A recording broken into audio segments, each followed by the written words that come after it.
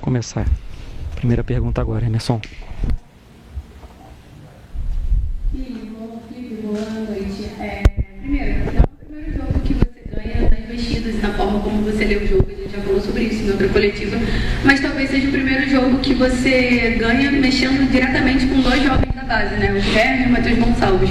Você, como treinou também eles por lá, né? Campeão do Mundial Sub-20, eu queria que você pudesse falar um pouquinho sobre a utilização desses meninos que sobem da base no meio de um plantel que é muito qualificado e super renomado.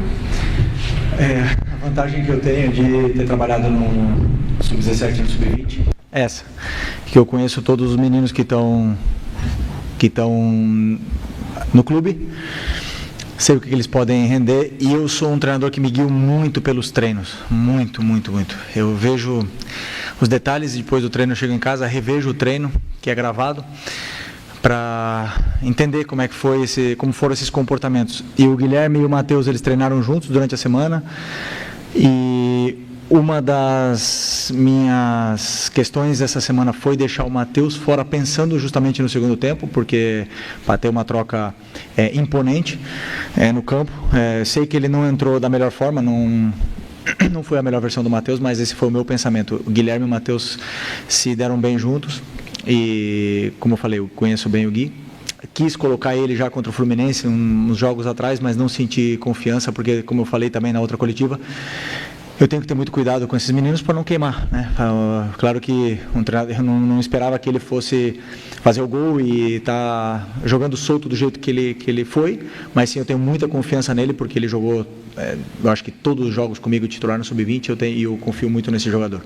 Nele, no Matheus e muitos outros que estão subindo agora e estão tendo oportunidades de treinar com a gente e com certeza vão ajudar nesse período. Felipe, boa noite, parabéns pela vitória, pela virada. Mais uma vez o Flamengo demonstrou já uma superioridade no primeiro tempo, mas outra vez pecou ainda buscando uma melhor eficiência nas finalizações e nas jogadas construídas. O Flamengo consegue ser superior ao adversário, mas não consegue traduzir isso no resultado. Hoje poderia ter tido uma vitória mais tranquila. Como é que você está tentando trabalhar isso jogo a jogo para tentar melhorar, até já visando a próxima temporada? Já falei, acho que todas as coletivas a gente bate nesse assunto do gol, né? É um assunto, assim, delicado, porque da parte que me compete, é bom para mim porque o time está criando, isso quer dizer que o trabalho está sendo bem feito na parte ofensiva. E realmente às vezes a gente está errando, está pecando em fazer gols. Da minha parte, o que eu posso fazer? Dar treinos, finalização, comportamentos, conceitos e essa vivência perto do gol com os goleiros para eles se sentirem mais frios. Mas eu acredito que a melhor forma de esquecer desse assunto, de melhorar esse assunto, é não falar dele, né? Que não falar, só treinar, não falar que a gente tem uma falta de gol. E até mesmo porque quando ganha todo mundo e perde todo mundo. E os jogadores fizeram um esforço, o comportamento deles, a postura dos jogadores hoje em campo foi incrível para mim, foi muito boa e às vezes não se traduz com bola na rede, mas são jogadores que têm muito gol. Michael tem muito gol, Bruno Henrique tem muito gol, Ayrton tem muito gol, o Alcaraz tem muito gol, então são jogadores que eu escolhi que tem gol para jogar na frente. E às vezes a bola não entra. Hoje não entrou da forma que a gente queria, mas o importante aqui era sair com a vitória. Felipe, boa noite. Boa noite. Felipe, um pouco antes da final da Copa do Brasil, havia uma preocupação muito grande do torcedor sobre qual seria o comportamento do time caso fosse campeão, já que teria uma vaga direta para a Libertadores do ano que vem. Chegar no primeiro lugar do brasileiro seria um pouco mais complicado e tal. E você falou que você pensa jogo a jogo, e que você, na sua cabeça, se você perder um jogo, você acha que você vai ser demitido e tal. Queria saber assim, como é que você está tratando com os jogadores isso, para deixar para os caras claros que, tem que treinar como se a gente estivesse lutando para ganhar Libertadores, lutando para ser campeão. Tem que treinar o dia a dia. Como é que você está trabalhando para não deixar cair o ímpeto dos jogadores de ganhar e de continuar treinando? Boa pergunta. eu penso o seguinte, eu não vejo outra forma de viver a vida senão dar o melhor, o máximo em tudo, mas não é no futebol, não é quando acabar, falta 2 jogos e não briga por mais nada, ou como você falou, já foi campeão, ou não sei, no ping-pong, quando já está brincando com o teu filho. Eu não vejo outra forma na vida senão em tentar ganhar, em tentar fazer o melhor e dar o máximo. Esse sou eu, ok? E eu transmito para os meus jogadores que eu não permito em nenhum momento que eles se relaxem. Não vou permitir. Isso é uma cultura de treino que eu tenho na minha mente, que eu aprendi do Simeone. Eu já falei para vocês que ele transformou minha vida e eu transmito isso. Eu não vou aceitar nunca que eles se relaxem. E eles não se relaxaram. Eu não precisei nem falar.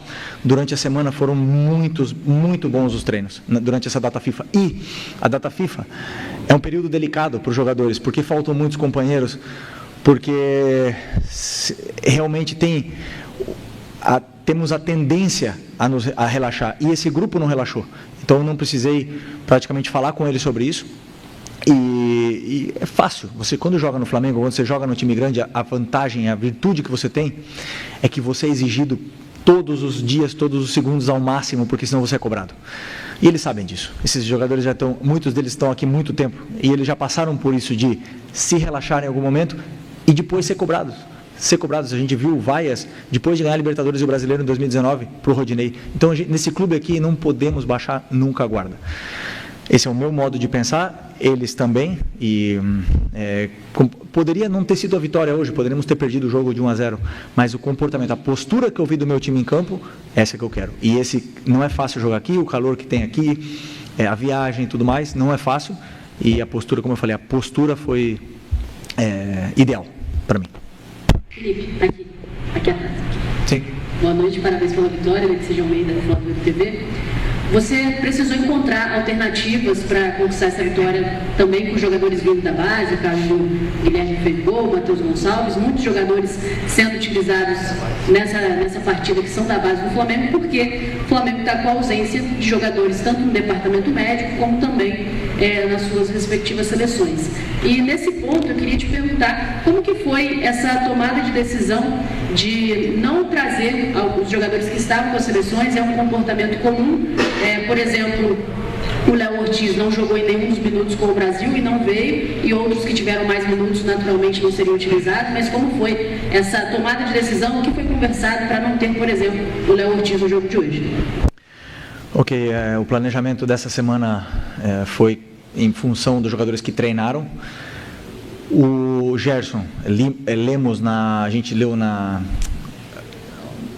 imprensa, vimos as notícias de que o Gerson seria titular, ou seja, um descarte, porque se ele jogou 90 minutos ontem, não pode jogar hoje. E não queremos perder um jogador desse nível. O Varela, a princípio, estava relacionado, falei com ele, ele me falou que ia ser titular. Também preferi não trazê-lo, porque ele estava também na lista. O Plata, já sabemos que ele jogou, acho que foi em Barranquilla, se eu não me engano. Barranquilla, né, jogou 60 minutos, não era capaz de vir. E o último caso era do Léo Ortiz. O que acontece? Ia jogar Fabrício e Léo, que treinaram a semana inteira, que viram todos os comportamentos, viram o nosso plano de jogos, viram como a gente tinha que jogar, como a gente tinha que se comportar no ataque e na defesa. E o Cleiton também. E o Davi também. Só que o Davi ontem passou mal, teve uma virose. Aliás, muitos dos jogadores no vestiário estão assim, com essa virose. Alguns filhos também estão assim, nossos. Mas jogaram no esforço. Por exemplo, o caso do Bruno Henrique, do Alan, que estava aqui, e o Davi não conseguiu viajar. Eu confio no Cleiton. Então, foi decisão minha de falar para o clube, dizer que não precisava do Léo Ortiz para esse jogo, que eu confiava nos que estavam aqui, e confio. Mesmo se tivesse sido outro resultado, teria falado a mesma coisa, confio nos jogadores que estão aqui, e acredito que não posso correr riscos nessa reta final com jogadores que estão, como o Léo, que mudou a metodologia de treinos na seleção durante essa semana, e o corpo gera uma adaptação, então é sempre um risco grande jogar, porque ele não iria dormir essa noite. Então, essa foi a decisão sobre a data FIFA. Ok? Professor, último. Felipe, eu vou pedir permissão para fugir um pouquinho do factual aqui, porque a gente está fazendo uma reportagem especial sobre os 5 anos da conquista da Libertadores de 2019. E a gente sabe que muito da idolatria da torcida do Flamengo com essa geração de jogadores vem também desse título.